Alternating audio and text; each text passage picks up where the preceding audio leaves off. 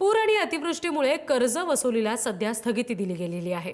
फडणवीस सरकारकडून शेतकऱ्यांसाठी हा मोठा दिलासा देणारा निर्णय घेतला गेलाय. सहकारी कर्जाचं आता पुनर्गठन होणार आहे. शेतीशी निगडित असलेलं कर्ज वसूल करण्याला 1 वर्षाची स्थगिती दिली गेलेली आहे.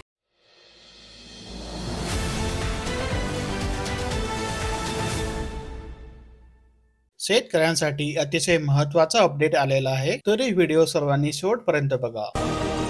53,000 शेतकऱ्यांच्या खात्यात पीएम किसानचे 107 कोटी रुपये जमा. ई केवायसी रेकॉर्ड दुरुस्तीनंतर योजनेतील सिल्लोडमधील 12,000 शेतकऱ्यांची वाढ. तसेच 21,000 शेतकरी अतिवृष्टी अनुदानापासून वंचित. येवला तालुक्यात पीएम किसानचे खातेदार 66,000 तर लाभार्थी 33,000. या योजनेतून 6,000 रुपये थेट बँक खात्यात जमा होतात. केवायसी अभावी 1130 बाधित शेतकरी मदतीच्या प्रतीक्षेत असून सांगोला तालुक्यात 58,120 बाधित शेतकऱ्यांच्या खात्यात 75 कोटी रुपये जमा. तसेच 89 कोटी 21 लाखांचे अनुदान मंजूर. अतिवृष्टीग्रस्त 3,56,000 शेतकऱ्यांच्या कर्जाचे पुनर्गठन होणार असून कर्जाच्या वसुलीस 1 वर्षाची स्थगिती मिळणार आहे. या संदर्भात कारवाई सुरू करण्याचे निर्देश संबंधित यंत्रणांना देण्यात आले. उरडीतील 311 शेतकरी अतिवृष्टीच्या अनुदानापासून वंचित. तहसीलदारांनी तत्काळ दखल घेण्याची केली मागणी. राज्यातील 75 गावे स्मार्ट बनवण्याचा निर्धार. या प्रकल्पाअंतर्गत ग्रामपंचायतीमध्ये सीसीटीव्ही, सर्व्हेलन्स, वायफाय, हॉटस्पॉट इत्यादी व्यवस्था टप्प्याटप्प्याने राबवण्यात येणार आहे. खरीप पिकाच्या उत्पन्नात 38.70 लाख टनांनी वाढ. मोसमी पाऊस सरासरीपेक्षा जास्त पडल्यामुळे फायदा. चांगल्या पावसामुळे तांदूळ उत्पन्नात 17 लाख टन वाढ होऊन 1200 लाख टनांवर जाण्याचा अंदाज आहे. तसेच मक्याचे उत्पादन 283 लाख टन होण्याचा अंदाज आहे.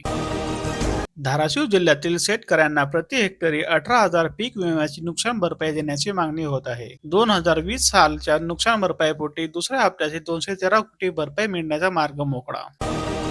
रासायनिक खताचे भाव वाढले, मात्र शेतमालाला मिळेना योग्य मोबदला. शेती करावी की नाही, शेतकऱ्यांसमोर पडला प्रश्न. 200 ते 250 रुपयांनी एका गोणी मागे किमती वाढल्या आहेत. ऊसतोड मजुराची जगण्यासाठी धडपड. दररोज करावा लागतो संघर्ष. मुलाबाळाच्या शिक्षणाची होते गैरसोय. द्राक्ष शेती धोक्यात. विपरीत नैसर्गिक स्थितीचा फटका बसल्याने बागांना मालच आला नाही. अनेक बागांना कमी प्रमाणात माल. चांगल्या दराच्या प्रतीक्षेत विकला चाळीतील कांदा. 9 महिन्यानंतरही कांद्याला अपेक्षित बाजारभाव नाही. ऊस दरवाढीचे आंदोलन शेतकऱ्यांनी घेतले हातात.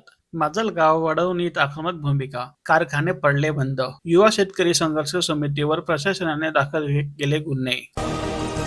पट्टा पद्धतीने हरभरा लागवडीकडे तालुक्यातील शेतकऱ्यांचा कल. भोकरदनमध्ये यंदा रब्बीत 65,000 हेक्टरवर होणार पेरणी. तसेच रब्बी पेरणी आता अंतिम टप्प्यात. सासवडला ज्वारीला प्रति क्विंटल 8,011 रुपयांचा उच्चांकी दर. सीसीआयची दररोज 1 लाख गाठी कापूस खरेदी. कापसाची आवक वाढली, खुल्या बाजारात दरही कमी झाला. किनगाव जट्टू परिसरात शेतीत टेक ऑफ. ड्रोनद्वारे फवारणीमुळे वेळ, मजुरी व खर्चात बचत. 20,000 शेतकऱ्याच्या जमिनीचे पुरामुळे नुकसान. 57 कोटींची नुकसान भरपाई अपेक्षित. तसेच माती, गाळ, मुरुम, कंकर शेतकऱ्यांना मोफत देण्याची घोषणा. राज्यात नफ्यातील साखर कारखान्याची संख्या वाढली.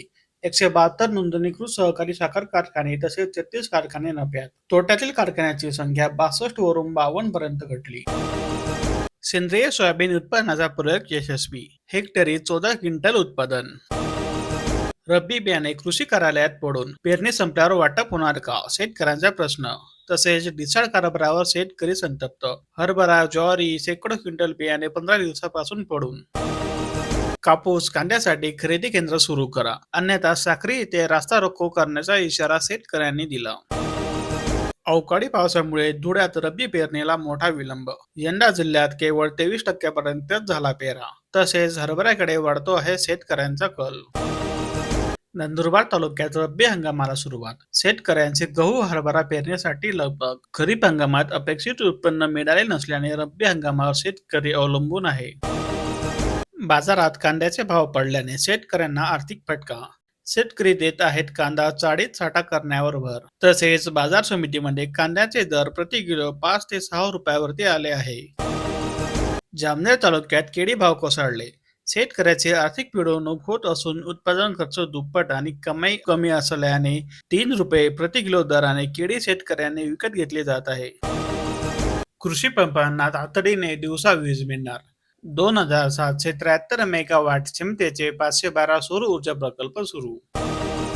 त्र्यंबकेश्वर तालुक्यात यंदा भात उत्पादनात घट. 1,526 शेतकऱ्यांच्या 331 हेक्टर शेतीचे नुकसान झाले असून अतिवृष्टीचा फटका बसला आहे. किमान आधारभूत दराने मका खरेदी करण्याची मागणी होत असून अतिवृष्टीमुळे 35,000 हेक्टरवरील पीक बाधित झाले आहे. तसेच ओल्या मक्याला प्रति क्विंटल 1,000 ते 1,300 रुपयापर्यंत तर कोरड्या मक्याला प्रति क्विंटल 1,500 ते 1,800 रुपयापर्यंत बाजारभाव आहे.